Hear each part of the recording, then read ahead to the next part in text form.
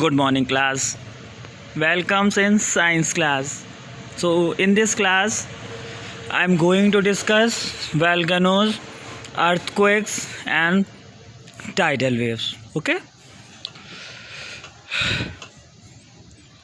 Volcanoes, earthquakes and tidal waves. We are deeply study about these topics: volcanoes, types of volcanoes, what is the effects of volcanoes, earthquakes, is measuring scales and tidal waves. So now let's start. Volcanoes are the cracks in the earth crust out of which magma comes out. बेटा volcanoes जो होते हैं ना वो हमारी earth crust में cracks होते हैं जिसके अंदर से मैग्मा निकलता है और मैग्मा क्या होता है जो लिक्विड्स होता है inside the earth that is called magma. The magma comes from the mental of the earth. हमारी अर्थ में 3 लेयर्स होती हैं. फर्स्ट वन होती है crust, second one mental and इसके नीचे कोर होता है. तो मेंटल से हमारा जो मैग्मा है वो वोल्केनोज के थ्रू ऊपर आता है. एक वेंट होती है, एक ट्यूब सी होती है जिसको हम वेंट कहते हैं, उसको थ्रू वो बाहर आता है. Volcanoes are usually found in the form of conical mountains and normally volcanoes जो होते हैं कॉनिकल माउंटेन्स की फॉर्म में हम लोगों को मिलते हैं. A lot of pressure build up background from the push up the magma. Because of pressure magma जो होता है वो ऊपर आता है. The magma rush upward through a vertical tunnel called a went. जैसा कि मैंने आपको बताया था कि मैग्मा जो होता है वो एक टनल के थ्रू ऊपर आता है. उस टनल को हम लोग क्या बोलते हैं, वेंट बोलते हैं. और बेटा जो ओपनिंग होती है उसको हम क्रेटर बोलते हैं. The magma burst out of the crater along with the hot gases, dust and ashes. और मैग्मा के साथ साथ क्या आता है, हॉट गैसेस आती हैं, डस्ट आती है और ऐश आती है, राख आती है. When the magma reach the earth surface it is called lava. और जैसे ही मैग्मा जो है अंदर से बाहर आता है हम उसको लावा बोल देते हैं. when lava cools it solidify and form rock. और जैसे ही लावा हमारा ठंडा होता है ये सॉलिड हो जाता है. भाई नीचे से गर्म चीज़ आई, लिक्विड से लिक्विड ठंडा हुआ तो सॉलिड बन गया. और then it is form rocks. Which type of rock it is formed? That is formed igneous rock. I had already discussed igneous rock in the chapter of minerals. हम लोग igneous rock में पढ़ चुके हैं. और igneous rock क्या होती है? The rock that is formed by the solidification of lava. Okay, so what is volcanoes? Volcanoes are the cracks in the earth crust out of which magma comes out. एक crack होता है हमारी earth crust पे जिससे through जो लावा जो होता magma जो होता है वो बाहर आता है. मैग्मा जब ठंडा होता है तो सॉलिडिफाई हो जाता है. मैग्मा जब निकलता है, जब अर्थ के ऊपर आ जाता है, अर्थ क्रस्ट के ऊपर आ जाता है तो उसे लावा बोलते हैं. लावा जब ठंडा होता है तो सॉलिडिफाई होके इग्नियस रॉक बना लेता है. Okay,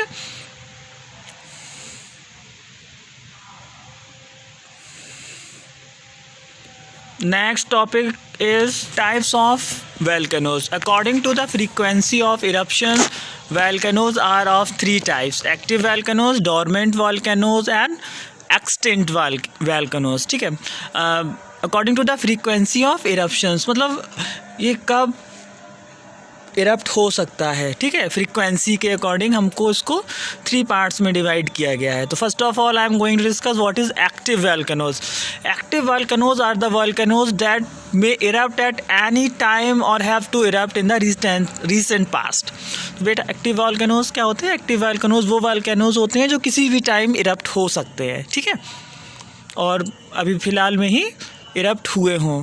for example many active volcanoes are found around the Pacific Ocean. हमारा जो पैसिफिक ओशियन है वहाँ पर बहुत सारे एक्टिव वोल्केनोज हैं and give rise of the name Pacific Ring of Fire. इन्हें हम लोग पैसिफिक रिंग ऑफ फायर के भी नाम से जानते हैं. जब वोल्केनोज बेटा जब इरप्ट होता है ना तो नाइट के समय अगर जब ये इरप्ट होते हैं ना तो एक लाइट सी फॉर्म करते हैं तो जिससे कि एक रिंग बन जाती है किसकी, फायर की, जिससे कि ईज़िली पता चल जाता है. जहाँ पर भी ये वोल्केनोज होते हैं ना तो वहाँ पे एक रिंग सा बन जाता है, एक फायर की रिंग सी बन जाती है, जिससे कि दूर से ही लोग देख के पता लगा लेते हैं कि अब हम इस प्लेस पे आ गए हैं. ठीक है, Sailors are normally use Pacific Ring of Fire to know the position of the ground.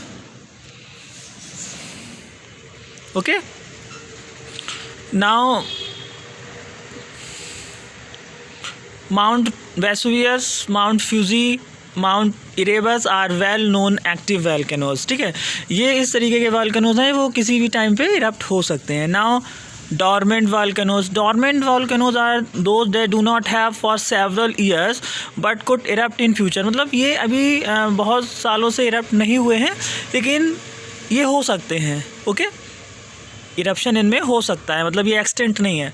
Narcondam in Andaman Islands, Mount Kilimanjaro in Tanzania are example of dormant volcanoes. So what are the dormant volcanoes? Well, dormant volcanoes are the volcanoes that have not erupted in several years but could erupt in future. ऐसे volcanoes जो अभी कुछ सालों से erupt हुए नहीं हैं but they could erupt in future. ऐसे volcanoes ये future में erupt हो सकते हैं. ठीक है, very easy example, Narcondam in Andaman Islands and Mount Kilimanjaro of Tanzania are the best example of dormant volcanoes. Okay. Now extinct volcanoes are the volcanoes they have not expected to erupt in future.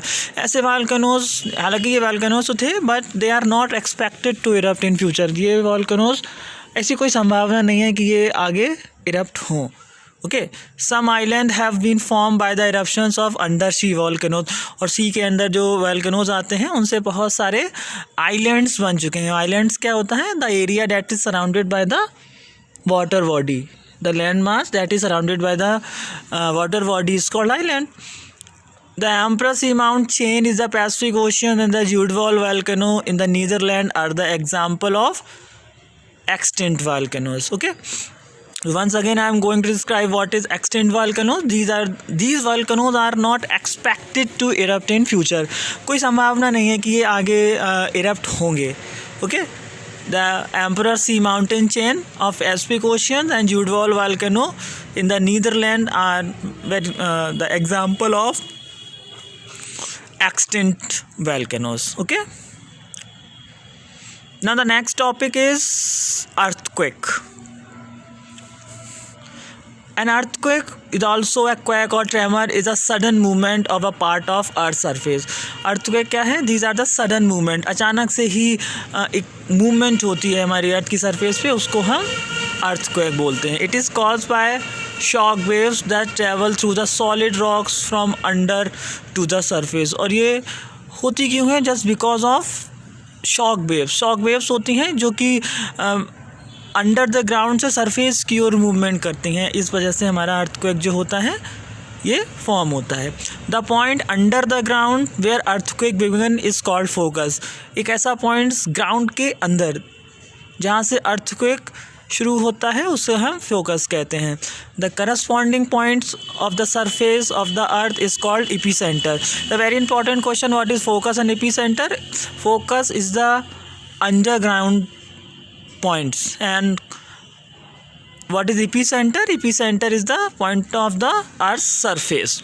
During the Gujarat earthquake of 2001, our India has already faced a huge earthquake in 2001 that was normally called Gujarat earthquake on 26 January 2001.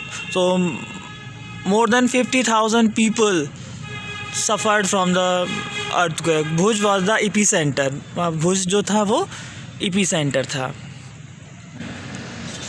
After the first big quack small tremors में continue होकर और एक बड़े भूकंप आने के बाद छोटे छोटे से ट्रेमर्स और क्वैक्स आते रहते हैं. These are called after shock. इनको हम लोग आफ्टर शॉक बोलते हैं. These occurs when rocks have been moved out to place start falling back into the place. और ये सब क्यों होता है? इसका रीज़न भी है कि this occurs when rock have been moved out to the place. मतलब रॉक जो है वो उसी स्थान पर जाने की कोशिश करती हैं. इस वजह से ये सारे ये जो ट्रेमर्स होते हैं शॉक स्मॉल ट्रेमर्स आते हैं.